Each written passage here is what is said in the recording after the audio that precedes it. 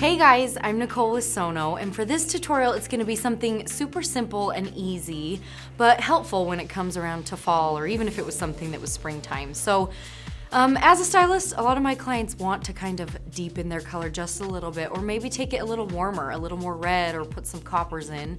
But every once in a while, they don't want to really commit to that, and don't want it all the time. Maybe you know you're gonna lighten back up when spring comes around, or even just in a few months, so you just want it for every once in a while, or maybe for special occasions. So this is just a tutorial showing you that you can use clip-ins to do that. Another reason this is really helpful is if you're an all-over blonde and you do maybe want some copper or red highlights. With clip-ins, it's so nice because you don't have to commit to that kind of color and have to lift it back out when it comes time that you want to, but also you won't have the bleeding when you're washing your hair normally and it turns your hair kind of pinkish. So it's nice to use clip-ins for these sorts of things, when you just want a little pop of color or maybe to deepen your look only every once in a while.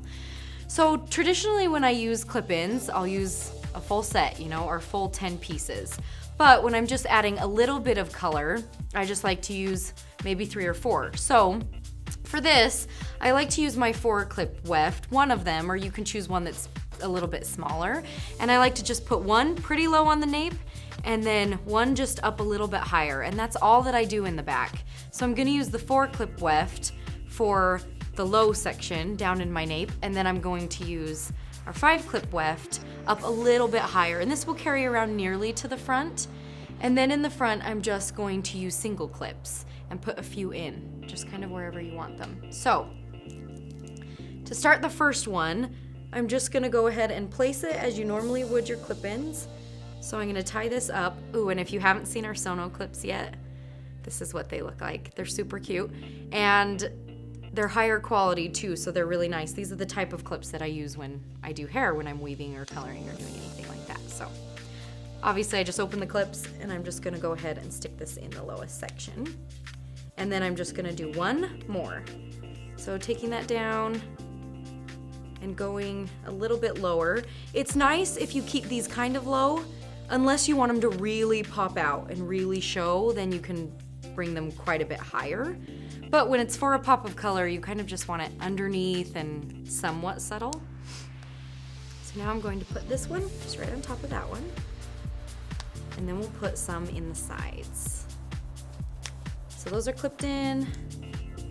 And as you can see, they're already kind of coming through. So it's fun because I can have darker hair, but I don't have to commit to changing it up. And they kind of just work as nice little lowlights in there. So I'm gonna use the single clips now. And these can be placed, again, no rules here, so this isn't kind of the proper way you would put in clip-ins, but they can be placed wherever. I like to just look in the mirror and kind of see where it fits and where I like it to show. So there's one right there. And it looks super natural, just kind of like you got your hair colored and you have a couple of bigger pieces in there. But I'm not committing to doing that at all. So I'm gonna place one a little closer to the top so that it pops through in the sides. And then we'll do the other side. If you want one in your bangs too as well, always kind of part just up here maybe at a diagonal, and you can place one right there if you want it right in front for that big pop of color. And that's what's fun about clip-ins too, is if you only just want a little bit of darkness just in your bangs, your fringe section, then you can just put one clip-in right there. You don't even have to commit to that one piece of color. And then my second one, I'm just gonna put about up here too, because I want it to show. So neither of them anywhere crazy. They're just gonna both kind of be in here as long as they're covered on top. That is good enough for me. And then I'm gonna use our Sono brush here. This is specifically made for our clip-in extensions or our solo or our bangs. And it just doesn't tug on them. It gives a nice brush. It's kind of similar to a wet brush, so it's soft, but it can brush over your extensions without tugging them and pulling them out. So that's really just it.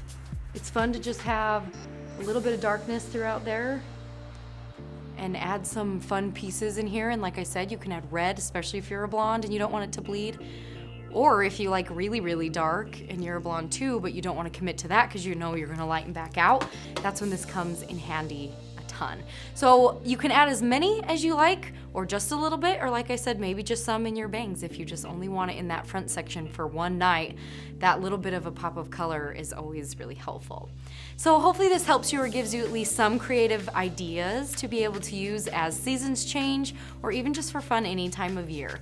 If you guys have something that you want to see, make sure you put it in the comments below, or if you have any questions, and we'll get to those and answer them. And other than that, just subscribe to our Sono YouTube page. Thanks for watching. I'll see you next time.